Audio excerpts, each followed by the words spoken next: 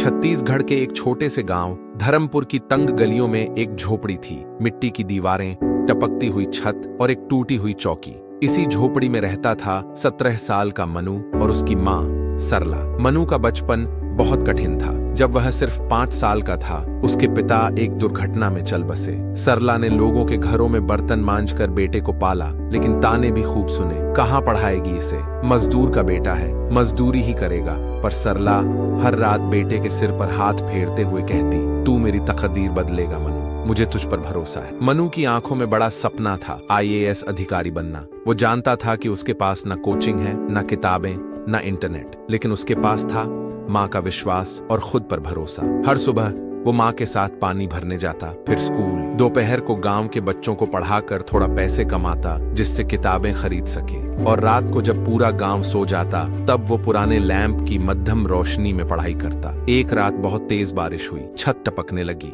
किताबें भीगने लगी। माँ ने अपनी सारी चादरें किताबों पर डाल दी। ठंड से कांपती माँ बेटे को देखकर बोली, तू पढ़ बेटा, तेरा सपना मेरा सपना है। लेकिन गांव वालों को ये सब मजाक लगता था। IAS, ये जिसके पास ढंग की चप्पल तक नहीं है। मनु हंसकर सब सुनता और फिर अपने काम में लग जाता। स्कूल के एक मास्टर जी थे, प्रकाश सर। एक दिन उन्होंने मनु को अकेले में बुलाया और कहा, मैंने तुम्हारी आंखों में आग देखी है, अगर तू तैयार हो तो मैं तुझे गाइड करूंगा। बस वही दिन था जब मनु की जिंदगी ने करवट ली। हर सुबह स्कूल, फिर पढ़ाना, फिर मास्टर जी के पास जाना, यही दिनचर्या बन गई थी। किताबें पुरानी थीं, लेकिन जज्बा नया था। कभी भूखा पड़ता तो कभी माँ के हिस्से की रोटी खाकर। लेकिन परीक्षा से कुछ दिन पहले माँ बीमार पड़ गई। दवा, इलाज सब बंद, पैसे नहीं थे। मनु ने माँ का हाथ पकड़कर कहा, बस इस बार माँ, एक बार मैं पास हो जाऊं, फिर सब ठीक कर दूंगा। माँ मुस्कुराई, जैसे उसने पहले ही रिजल्ट देख लिया हो। IAS की परीक्षा का दिन आया। मनु के पास पेन तक उधार का था। सेंटर तक जाने के लिए किसी ने साइकिल दे दी। परीक्षा के हर सवाल में उसे अपनी माँ की मेहनत दिखी। हर उत्तर में उसकी नींदें, भूख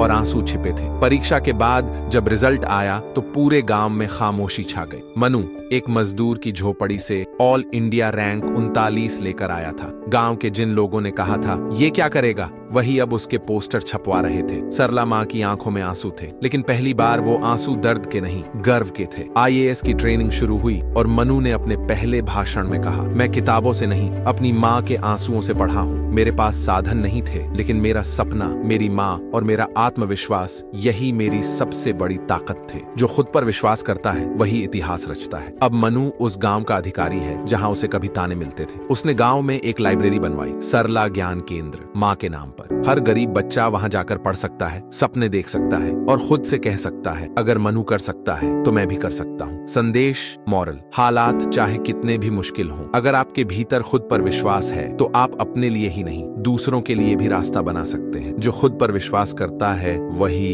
इतिहास रचता है।